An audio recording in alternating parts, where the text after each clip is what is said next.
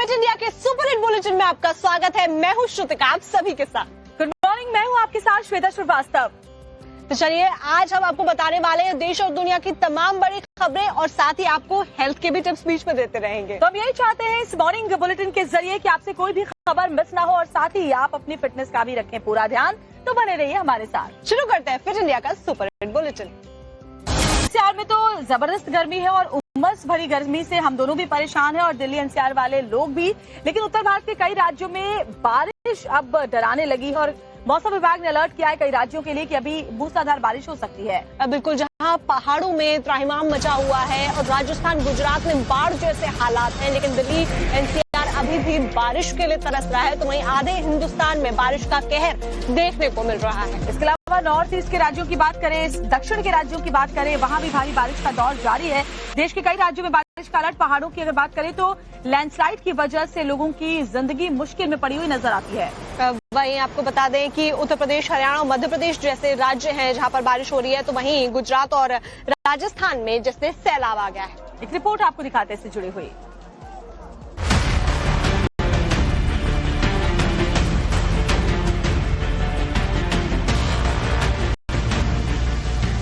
उफनती नदी और सैलाब में समाया ट्रैक्टर। सैलाब का जोर भी इतना कि भारी भरकम ट्रैक्टर लहरों में किसी खिलौने की तरह बह रहा है। तस्वीरें यूपी के सहारनपुर की हैं। शाहपुर गाड़ा की नदी में पत्थर ढुलाई के दौरान एक ट्रैक्टर ट्रॉली बह गया। गनीमत रही कि चालक ने कूदकर अपनी जान बचा ली। राजस्थान के जालौर में सैलाब से खिलवाड़ का अंजाम देखने को मिला। भीनमाल में एक शख्स ने उफनती नदी में गाड़ी उतार दी। देखते ही देखते गाड़ी नाव की तरह बहने लग गई।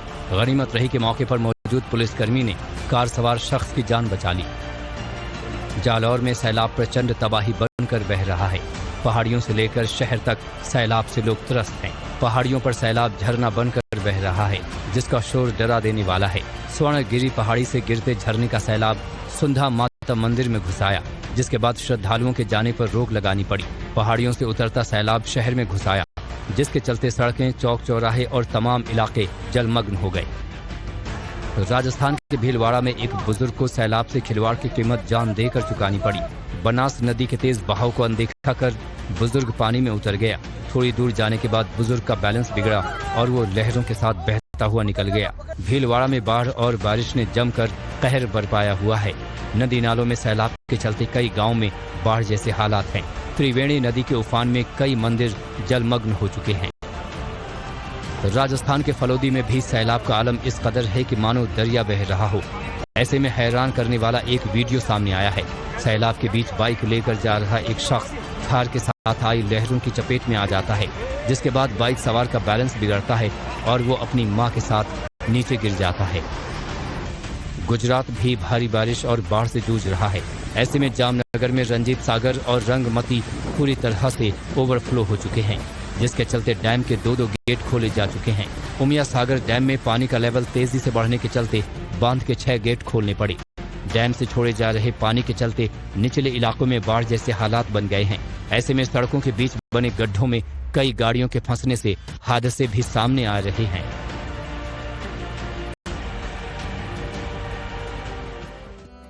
प्रधानमंत्री नरेंद्र मोदी अपनी आधिकारिक विदेश यात्रा पर हैं और वो अभी त्रिनिदाद और टोबैगो पहुंच गए हैं, जहां पर उनका भव्य स्वागत भी किया गया है। तो वहाँ के राष्ट्रपति और प्रधानमंत्री भी मौजूद थे। उन्होंने अपने पूरे मंत्रिमंडल और सांसदों के साथ प्रधानमंत्री नरेंद्र मोदी का भव्य स्वागत किया। प्रधानमंत्री की वार्ता भी वहाँ होने वाली है राष्ट्रपति और प्रधानमंत्री के साथ। और साथ ही भारतीय समुदाय के जो लोग थे वो भी प्रधानमंत्री की एक झलक पाने के लिए एयरपोर्ट के बाहर कतारबद्ध होकर खड़े थे। अभी उनका भव्य वहाँ पर स्वागत किया गया, जिसमें 38 मंत्री और 4 सांसद वहाँ पर मौजूद रहे। उन्हें गार्ड ऑफ ऑनर भी दिया गया और साथ ही आपको ये भी बता दें कि उनका ये ऐतिहासिक स्वागत हुआ है और वो पहले प्रधानमंत्री हैं 1999 के बाद त्रिनिदाद और टोबैगो की यात्रा करने वाले। तो उनके स्वागत के लिए पहुंची त्रिनिदाद एंड टोबैगो के प्रधानमंत्री पीएम मोदी को गार्ड ऑफ ऑनर भी दिया गया। राजधानी पोर्ट ऑफ स्पेन में उनका भव्य स्वागत किया गया है और साथ ही त्रिनिदाद की पीएम को उन्होंने बिहार की बेटी बताया। तो प्रधानमंत्री कमला प्रसाद बिसेसर ने अपने पूरे मंत्रिमंडल और सांसदों के साथ पीएम मोदी का स्वागत किया है। तो आपको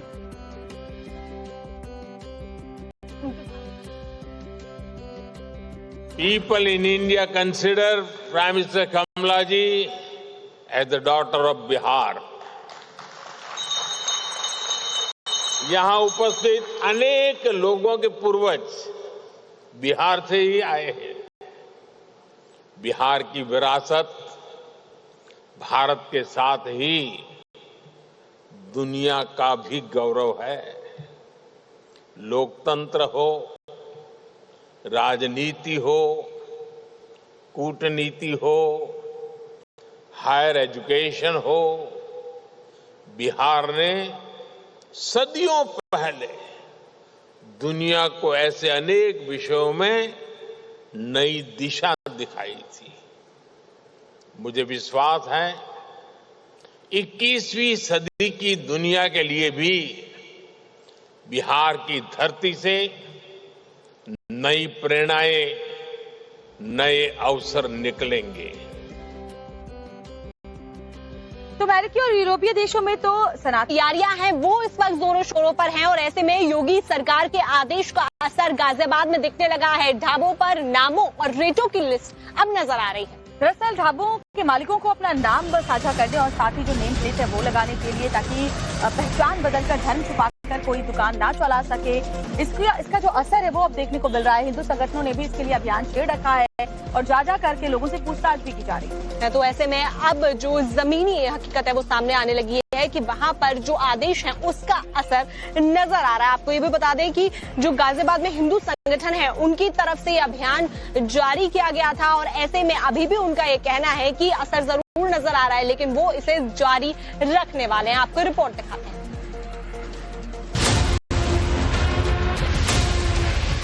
योगी सरकार का फरमान, जमीन पर दिखने लगा है काम।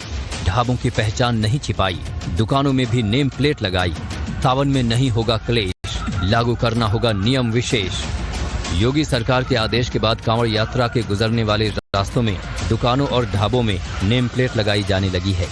गाजियाबाद में कांवड़ यात्रा वाले रूट पर दुकानों और ढाबों के सामने नाम और रेट लिस्ट दोनों साफ साफ दिखाई दे रहे थे। दुकानदारों ने योगी सरकार के फरमान का तहे दिल से स्वागत किया है। खुद कई दुकानदारों ने सरकार के आदेश को सही मानते हुए कहा कि कांवड़ियों की धार्मिक आस्था किसी भी कीमत पर आहत नहीं होनी चाहिए। खाना खाए उसके बाद स्कैनर जब करने जाते हैं तो उसमें पता चलता है कि ये हिंदू नहीं मुसलमान है, तो उस टाइम उनका सारा व्रत मतलब कि सारा मेहनत पानी में चला जाता है। सर ये बात अच्छी है, सरकार की तरफ से बढ़िया आया हुआ है, हम लोग लगा रखे हैं सब कुछ, आदेश सब बढ़िया है, हम लोग पालन करेंगे और कांवड़ियों को सेवा करेंगे। योगी सरकार का ये आदेश सही है ताकि कोई भी शरारती तत्व किसी भी व्यक्ति की आस्था के साथ खिलवाड़ नहीं कर सकता है। ये बहुत अच्छी बात है, ये बहुत अच्छा सोच रही है सरकार, इस चीज में होना चाहिए। बहुत से आदमी क्या बोमडन होटल खुले हुए, हिंदू नाम दे के होटल खोल लेते हैं, अब उसमें गलत चीजें भी बहुत खा लेता आदमी, उसमें नष्ट हो जाता है, उसकी मेहनत जो रहती है वो सारी बेकार जाती है। गाजियाबाद में आज हिंदू संगठन ने जूस, मीटिंग और खाने पीने की दुकानों पर नेम प्लेट लगाने का अभियान छेड़ दिया। पिछले कुछ समय पहले ही ये वीडियो गाजियाबाद से आया था जिसमें थूक जिहाद कराया जा रहा था। ऐसे में योगी सरकार ने बड़ा फैसला लेते हुए अल्टीमेटम दे दिया है कि अब आस्था से किसी भी तरह की छेड़खानी बर्दाश्त नहीं की जाएगी।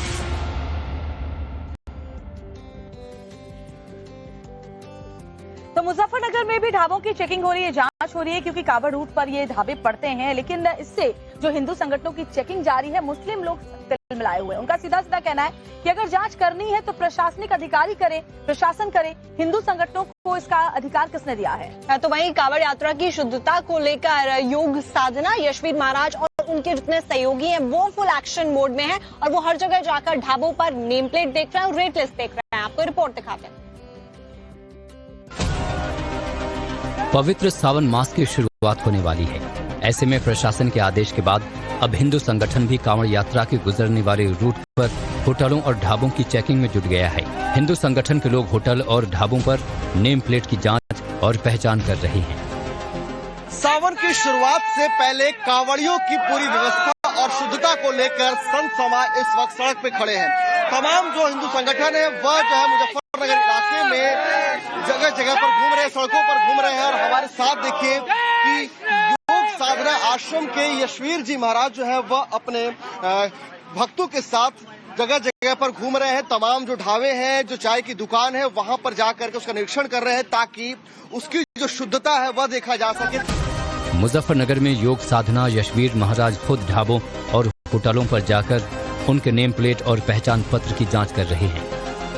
तो इस प्रकार के षड्यंत्र के खिलाफ अपने आवाज उठाई है कि कोई भी थूक मूत्र वाला गैंग धोखे से हमारे देवी देवताओं के नाम का प्रयोग करके खाद्य पदार्थ की दुकान नहीं चलाएगा।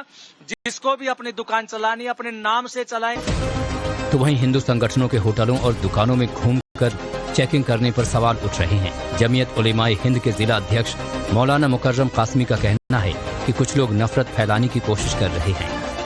कुछ लोग जो है, जो काम प्रशासन को करना चाहिए, जो काम शासन को करना चाहिए, कुछ लोग सुर्खियों में बना रहने के लिए इन काम को अंजाम देते हैं। किस ढाबे पे किसका नाम होना चाहिए, ढाबे पे कौन किसका नाम नेम प्लेट होनी चाहिए, ढाबे का मालिक कौन है। हम ये कहते हैं ये आप लोगों ने ठेका नहीं ले रखा है, ये काम शासन और प्रशासन का है। 11 जुलाई से कांवड़ यात्रा शुरू होने जा रही है। इससे पहले होटल और दुकानों पर नेम प्लेट और पहचान पत्र बताने का आदेश दिया गया है। तो ऐसे में सवाल यही है कि आखिर किसी को अपनी पहचान छिपाने की क्या जरूरत है, क्योंकि सवाल आस्था का है। देहरादून दिल्ली नेशनल हाईवे 58 पर जो विवादित पंडित वैष्णो ढाबा चल रहा था, आखिरकार अब वो बंद हो गया है। क्योंकि देखिए, नाम था पंडित वैष्णो ढाबा और 80% जो यहाँ पर काम करने वाले कर्मचारी थे वो मुस्लिम समुदाय से आते थे, जिसके बाद जमकर बवाल मचा था और आखिरकार अभी एक्शन हुआ है। कांवड़ यात्रा रूट पर दिल्ली नेशनल हाईवे 58 पर बना पंडित वैष्णो ढाबा आखिरकार बंद ही हो गया। आपको बता दें कि इस ढाबे को चलाने वाले 80% स्टाफ मुस्लिम थे। हालांकि 4 ढाबा मालिकों में एक ओनर दीक्षा शर्मा भी थी। स्वामी यशवीर जी महाराज द्वारा चलाए गए पहचान अभियान के दौरान 28 जून को मुस्लिम कर्मचारियों के काम करने की बात सामने आने के बाद काफी हंगामा भी हुआ था। मुस्लिम कर्मचारी यहाँ कोई नहीं है, मैडम ने पहले ही हटा दिया था। मैनेजमेंट अभी 2 दिन से मेरे पास में आया है, लेकिन 2 दिन से मैं भी परेशान होकर के मैंने बंद कर दिया है। यहाँ बारकोड लगाए गए तो किसके नाम से? बारकोड हम ये नहीं कह सकते किसके नाम से था, किस पे होटल। अब मेरे नाम से है। अब स्टाफ सारा हिंदू है, सब हिंदू है जी। होटल मालिकों का दावा है कि उन्होंने सारा मुस्लिम स्टाफ हटा दिया था, लेकिन इतनी नेगेटिव पब्लिसिटी होने के बाद काम आना बंद हो गया था, जिससे होटल चलाने का खर्चा निकालना और स्टाफ के पेमेंट कर पाना बहुत मुश्किल हो गया था। लिहाजा अब ये होटल बंद ही कर दिया गया। तो सावन का पावन महीना शुरू होने वाला है। कांवड़िये जलाभिषेक करने के लिए आगे बढ़ेंगे। उत्तराखंड की धामी सरकार ने भी इसको लेकर के तैयारियां पुरजोर तरीके से कर रखी हैं। ढाबों और होटलों पर अब नेम प्लेट लगाना वहां भी अनिवार्य कर दिया गया है और साथ ही धामी सरकार का ये भी कहना है कि थूक जिहाद जैसी मानसिकता बिल्कुल बर्दाश्त नहीं की जाएगी। हरिद्वार में थूक जिहाद पर धामी सरकार का वार। होटल ढाबों पर नेम प्लेट, फूड लाइसेंस अनिवार्य। अब देवभूमि में थूक जिहाद जैसी घटनाओं को बर्दाश्त नहीं किया जाएगा। सावन के पवित्र मास की शुरुआत होने वाली है और उत्तराखंड सरकार ने कमर कस ली है कि किसी भी कीमत पर अराजक तत्वों को धार्मिक भावनाओं से खिलवाड़ नहीं करने दिया जाएगा। जो लोग पुष्टिकरण की राजनीति देश के अंदर करते रहे उनको परेशानी हो सकती है। हम तो लोगों की सुरक्षा और उनकी शुद्धता का ध्यान करके इस प्रकार के निर्देश कर रहे हैं कि जिससे कि कहीं पर कोई मिलावट, कहीं भोजन में अशुद्ध चीजें, कहीं किसी प्रकार की थूक जिहाद जैसी घटना की पुनरावृत्ति न हो। मुख्यमंत्री पुष्कर सिंह धामी ने साफ कह दिया है कि थूक जिहाद जैसी घटनाएं जो पहले होती रही हैं, अब उनकी पुनरावृत्ति न हो। इसके लिए अब होटल और ढाबे के मालिकों को अपनी पहचान बताना जरूरी है। जो भी लोग मेले में अपनी दुकानें लगाएं, उनका सत्यापन जरूरी है और साथ में उनका पहचान पत्र भी होना चाहिए, क्योंकि पिछले समय में कुछ घटनाएं ऐसी आई थी जिसके कारण से देवभूमि में लोग आते हैं तो लोगों का एक विश्वास होता है। 11 जुलाई से सावन की शुरुआत होने जा रही है। ऐसे में सरकार ने भी सख्त कार्रवाई के आदेश जारी किए हैं ताकि शिव भक्ति के महापर्व में भक्तों की आस्था के साथ किसी तरह का खिलवाड़ नहीं किया जा सकता है। मथुरा जन्मभूमि मामले से जुड़ा हुआ अपडेट आपको दे देते हैं कि मथुरा में शाही ईदगाह मामले को लेकर आज फैसला आ सकता है। इलाहाबाद हाईकोर्ट की तरफ से फैसला सुरक्षित रख लिया गया था पिछली सुनवाई के बाद। अब देखना होगा कि कोर्ट की तरफ से क्या फैसला आता है, क्योंकि मुस्लिम पक्ष की ये दलील है कि जो धर्मस्थल है वो वैध है और ऐसे में अपनी अपनी दलीलें इस के जरिए सामने रखी गई हैं। दोनों पक्षों की तरफ से फैसला सुरक्षित रखने के बाद आज ये फैसला सामने आएगा। वहीं हिंदू पक्ष की ये मांग है कि जो मस्जिद है उसे विवादित ढांचा घोषित कर दिया जाए। इस मांग को लगातार हिंदू संगठन उठाते आए हैं और हिंदू संगठनों ने भूमि को श्री कृष्ण मंदिर को सौंपने की मांग भी की है। तो हाईकोर्ट में इस मामले की सुनवाई जस्टिस राम मनोहर नारायण मिश्र की सिंगल बेंच कर रही है। ऐसे में देखना होगा कि आज हाईकोर्ट क्या फैसला सुनाता है, क्योंकि दोनों ही पक्षों की अपनी अपनी दलीलें हैं। जहां हिंदू संगठनों ने मस्जिद को विवादित ढांचा घोषित करने के साथ ही भूमि को श्री कृष्ण मंदिर को सौंपने की मांग की है, तो मुस्लिम पक्ष की दलील है कि यह मस्जिद एक वैध धार्मिक स्थल है।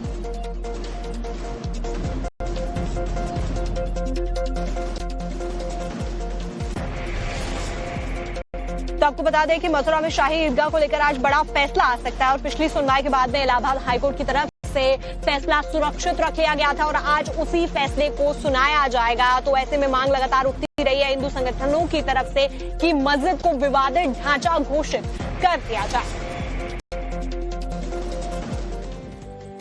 फिट इंडिया के सुपर हिट बुलेटिन में खबरें आगे भी जारी। आगे क्या दिखाएंगे श्रुतिका?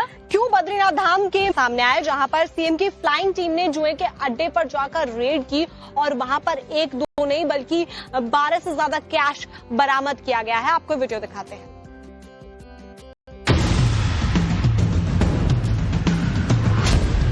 जमीन पर बैठकर पुलिस कैश की गिनती कर रही है। इसके साथ ही आसपास बहुत से लोग बैठे हैं। ये वही आरोपी हैं जिसे पुलिस ने गिरफ्तार किया है और पुलिस जो कैश गिन रही है वो इन्हीं लोगों से बरामद हुआ है। वीडियो हरियाणा के करनाल का है। सीएम की फ्लाइंग टीम ने जब घरौंडा में गंदे नाले के पास एक मकान में रेड मारी तो जुए के बड़े अड्डे का पर्दाफाश हुआ। मौके से करीब 12 लाख रुपए कैश, 46 मोबाइल और दर्जनों गाड़ियों को पुलिस की टीम ने कब्जे में लिया। इसके साथ ही 53 जुआरियों को भी गिरफ्तार किया गया। जुआ खेलने वाले घरौंडा, पानीपत, करनाल, दिल्ली के लोग शामिल हैं। मुख्य आरोपी रिंकू कश्यप अब भी फरार है। पुलिस ने सभी आरोपियों पर गैम्बलिंग एक्ट के तहत मामला दर्ज किया है। जुए के खिलाफ हरियाणा में ये सबसे बड़ी रेड है जिसमें इतनी बड़ी मात्रा में कैश और लोग पकड़े गए हैं। सावन के महीने में मां अलकनंदा अपने आप शिवलिंग का जलाभिषेक करती हैं, लेकिन इस बार क्या संयोग बना है कि ये पहले ही हो गया है। सही कहा श्रुतिका, क्योंकि मां अलकनंदा की भगवान भोलेनाथ के जलाभिषेक की तस्वीरें आप भी देखेंगे ना तो मंत्रमुग्ध हो जाएंगे। देखिए, कोटेश्वर महादेव की गुफा जलमग्न हो गई है। मां अलकनंदा भगवान कोटेश्वर महादेव का जलाभिषेक कर रही है। हर साल सावन महीने में एक दिन ऐसा आता है जहां मां भगवती अलकनंदा स्वयं भगवान शंकर का जलाभिषेक करती हैं, लेकिन इस बार सावन से पहले ही ऐसा संयोग बना है। गुफा के जलमग्न होने से भक्त गुफा में जलाभिषेक के लिए नहीं पहुंच रहे हैं। दूर से ही लोग भक्त भगवान कोटेश्वर को जलाभिषेक कर रहे हैं। कोटेश्वर महादेव का प्रसिद्ध शिव मंदिर है जहां सालों भर तीर्थ यात्री आते हैं। रुद्रप्रयाग जिले में बोलनी पुल से लगभग 3 किलोमीटर की दूरी पर प्राचीन कोटेश्वर महादेव मंदिर है। इस मंदिर का जिक्र स्कंद पुराण के केदार खंड में भी है। अब खबर राजस्थान के कोटा से आपको बताते हैं कि स्कूल में सुबह में होने वाली जो प्रेयर होती है उसको लेकर विवाद गर्मा रहा है, क्योंकि बताया जा रहा है कि आज सुबह में ही छात्रों से कलमा की भारी भीड़ सड़कों पर नजर आती है और उस रूट को तय करते हुए वो जलाभिषेक करने के लिए पहुंचते हैं भगवान भोलेनाथ का। लेकिन ऐसे में कांवड़ियों को भी दिक्कत होती है भीड़ ज्यादा होने की वजह से, और जो आम लोग हैं जिन्हें उस रास्ते से गुजरना होता है उन्हें भी परेशानी होती है। अब योगी सरकार ने कांवड़ियों के लिए क्या नया तोहफा दिया है उन्हें, वो आपको दिखा देते हैं इस रिपोर्ट के जरिए। योगी सरकार ने ठानी कांवड़ यात्रा अब बिना परेशानी। बिल्कुल ठीक सुन रहे हैं आप। आज से ठीक 7 दिन बाद यानी अगले शुक्रवार से महादेव के महीने की शुरुआत होने जा रही है। इसके साथ ही हरिद्वार तक सिर्फ हर हर महादेव गूंजेगा। सड़क पर श्रद्धालुओं का सैलाब उमड़ेगा। शिव भक्ति में लीन लाखों श्रद्धालु कांवड़ लेकर हरिद्वार से अपने अपने शहरों की ओर निकलेंगे। आस्था से जुड़ी इस यात्रा को लेकर योगी सरकार ने अब बड़ा ऐलान किया है। सूत्रों के मुताबिक सावन शुरू होने से पहले कांवड़ियों को बड़ा तोहफा। 700 करोड़ की लागत से बनेगा कांवड़ पथ। मुजफ्फरनगर से गाजियाबाद तक बनेगा विशेष कांवड़ पथ। हरिद्वार से दिल्ली बॉर्डर तक भक्तों के लिए हाईवे जैसा रास्ता। दरअसल कल यानी गुरुवार को सीएम योगी की अध्यक्षता में कैबिनेट की बैठक हुई, जिसमें इस कांवड़ पथ को मंजूरी दी गई और इसके लिए 700 करोड़ का बजट तय किया गया, जिसमें दिल्ली बॉर्डर से गाजियाबाद, मेरठ, मुजफ्फरनगर होते हुए हरिद्वार जाने वाले रास्तों बातों पर खास ध्यान दिया जाएगा। बता दें कि ये सारी प्लानिंग इस बार की कांवड़ यात्रा को सुरक्षित और व्यवस्थित बनाने के लिए की जा रही है।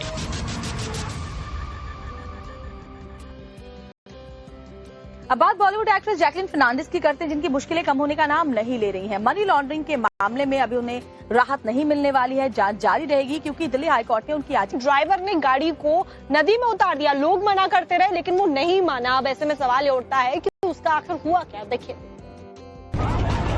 राजस्थान के जालौर में वड़धर नदी में तेज बहाव में एक इको कार बह गई। बताया जा रहा है कि लोगों के मना करने के बाद भी कार ड्राइवर नदी में गाड़ी को उतारकर उसे पार करने की कोशिश कर रहा था। उसने कार को तेज पानी के बहाव में उतार दिया और देखते ही देखते कार किसी माचिस की डिब्बी की तरह तैरने लगी। कार में कई लोग सवार थे। कार के नदी में बहने पर चीख पुकार मच गई। मौजूद लोगों ने फौरन पुलिस को बुलाकर पुलिसकर्मियों और ग्रामीणों की मदद से कार सवार सभी लोगों को सकुशल बचा लिया। गनीमत रही कि इस हादसे में किसी की जान नहीं गई।